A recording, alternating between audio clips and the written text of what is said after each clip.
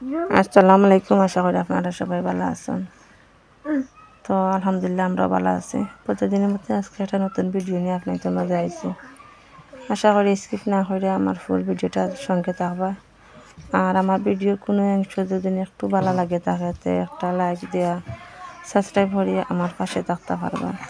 আর যারা যারা সাপোর্ট করবা ইনশাল্লাহ আপনাদেরকেও আমি সাপোর্ট করবো।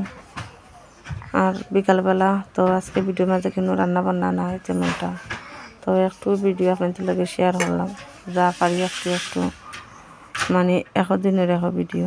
তো এর মাঝে ছোটো মাছ দেওয়া, আর ছোটো মাছ আসলে বাইরে ফুসকুনি নিয়া বালা করে খসলাইয়া লবণ দিয়ে না ধুইলে বোঝা যায় যে দেওয়া হয়েছে না। হাজারো কলো বা মোটরের পানির দেওয়া হোক না, তারপরেও যেমন কিলা লাগে। আর ছোটো মাছ পরিষ্কার করে না ধুইলে কিন্তু আবার খাওয়া যায় না। ইনার মাঝে আমার ছোট আম্মা তারা দেখায় কত সুন্দর করিয়া গাইছিয়া দিয়া গুড়ি কুটিরা। তো এখন কিন্তু আমাদের মানে আগের ঐতিহ্য ধরিয়া রাখা হয়েছে আমাদের গ্রামে। এখনও আমরা মানে শীতকাল আইলে ওলা খানো মানে গাইলে চিয়াই গুড়ি কুটোইন। তো আসলে গাইলে চিয়াই গুড়ি কুটিয়া কিন্তু ফিটা খাইতে অনেক ভালো লাগে, তাই না? আর আমরা কিন্তু এখন যুগে বেশিরভাগ দেখা যায় যে মেশিনও গুড়ি কুটিয়া আনিলাইন। তো আসলে এই স্বাদটা মিলে না। আর এখন তো গুড়ি কুটা দেখলাই, এখন পিঠা বানানিও দেখিলাও দেখলাইনি, সরু বড় সবে এখানো বইয়া পিঠা বানাইরা। তো এটা আমার ছোট আম্মাই বানাইরা পিঠা। আর আমার আর বাচ্চাতে এটা যা দুষ্টামি কররা, তো তারা কাছে ভালো লাগে আসলে। আর শীতকালের পিঠা তো আমরা সবেও খাইতে পছন্দ করি, যেটা আমরা বড়রাও পছন্দ করি, ছোটরাও ওলা পছন্দ করি। আর ইনো কইলাম মানে যে এটা একদিনের ভিডিও একটু একটু আপনাদের লাগে শেয়ার করি। আর তো এটা কিন্তু আমার খালকিরও ভিডিও। তো এর মাঝে কিন্তু আমি দারু কাটিয়ার। আর আমরা কিন্তু গ্রামে যেহেতু আমরা মাটির চুলাই রান্না করি, তো আমরা অনেক দারুর প্রয়োজন লাগে। আর এই তৈলকে আমরা বাড়ির গাছও আর এই ডালানি পাইছিলাম। তো এখন কি তারে এটা ছোটো ছোটো ডাল, বেশি বড় না, এটা নিজে নিজে ওইটা ফারা যার। আর আসলে একটু কষ্ট হয়ে যায়। আর এখন তো ছোটো দিন আর বড় খামও কিন্তু ইলাখান মানে শেষ করতাম পারি না, দিন যে একবারে বাড়তি। তো তারপরেও মানে গরু কাজ করে করে তো এই দারুগুলা পিছনে সারাটা দিন গেছে আর আমি আমার কালকের।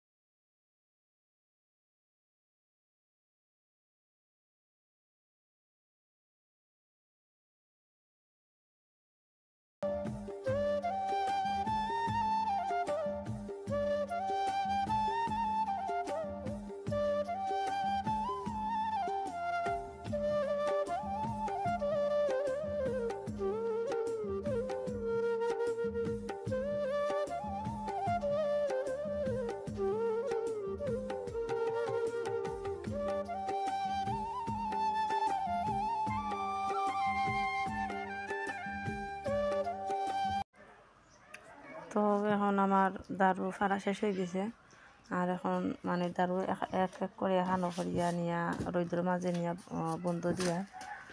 তো এর মাঝে আমার ছোটো বাচ্চা নিয়ে আসলে তারা যা দুষ্টামি করেন খামোর মাঝে, তারপরে হয়েছে এটা মানে রীতিমতো বাচ্চাদের তেমন সময় উঠতাম পারি না, কাজের মাঝে সারাটা সময় যায়, তাও কিন্তু আবার কষ্ট লাগে। তার মাঝে এই যে ইউটিউবিংগুলা করা, ভিডিও করা আসলে আমার কাছে অনেকটা বিরক্তকর লাগে, এখন ভালো লাগে না আর ভিডিও করা, এত প্রেশার কাজের।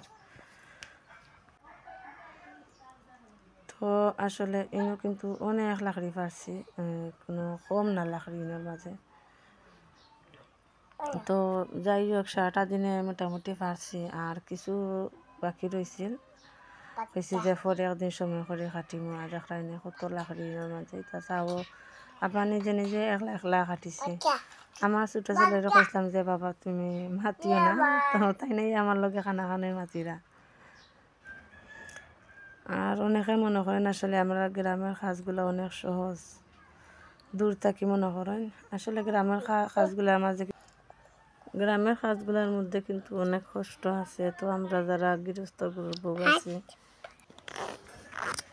তো আমরা যাই হোক বুঝি এই যে কাজগুলা করতে কত কষ্ট। তো আমি কিন্তু আগে মানে এত বেশি কাজ আমার করতে হইতো না, তবে এখন কিন্তু দিন দিন আমার কাজগুলা কিন্তু মানে বেড়ে যায়। তো এখন কিন্তু আমি নিজে নিজে সব আমার কাজগুলা করতে হয়, তো ভালো লাগে কোনো সময় আমি যে নিজে নিজে যে কোনো কাজ আমি পারি আর না পারি, আমি তো মানে করার চেষ্টা করি। আর এটা কিন্তু আমাদের মানে পাশের বাড়ি, তারা ফুসকুনি কিছু হয়েছে তারা গরুর সাইডে, তো একজন আফাই মাছ তোরা দেখে আমার কিন্তু খুব ভালো লাগলো।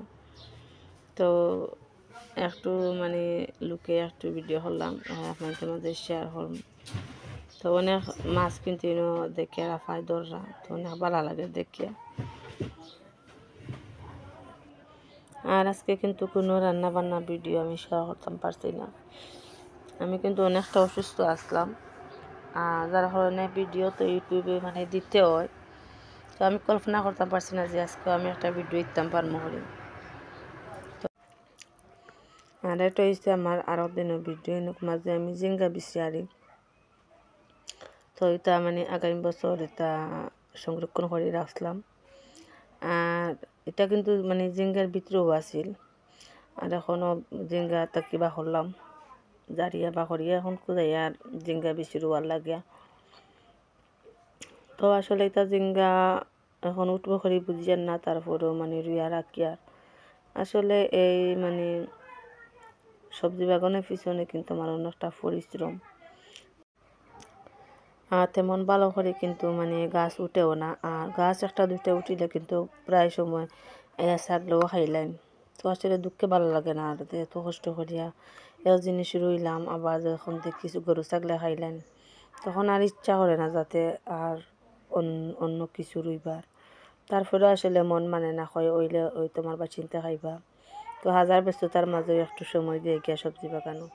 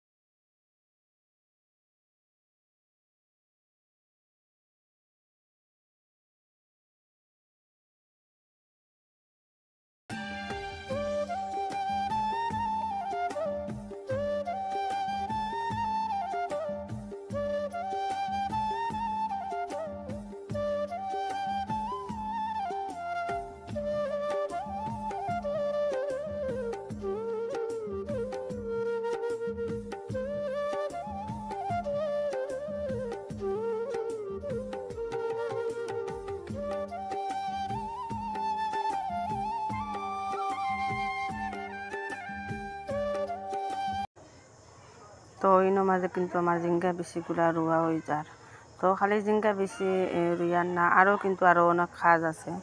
এখানের মাঝে সেটা সব তা আপনাদের মাঝে শেয়ার করতাম পারছি না, জানি না আসলে এত মানে সময় দেয় বা এত যত্ন আপনি করে তার লাগে দেওয়া হয় না।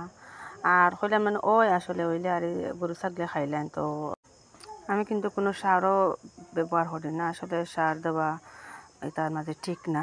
তো সবসময় চেষ্টা করি গোবর নিচে দিয়া, কিন্তু একবারও আমি মানে রুইলাই তো আর বাদে খালি পানি দেই আর কোনো সার দেই না, যাতে সার দিয়া খাওয়া বা চেঞ্জের খাওয়া নেই এটা একবারও ঠিক না।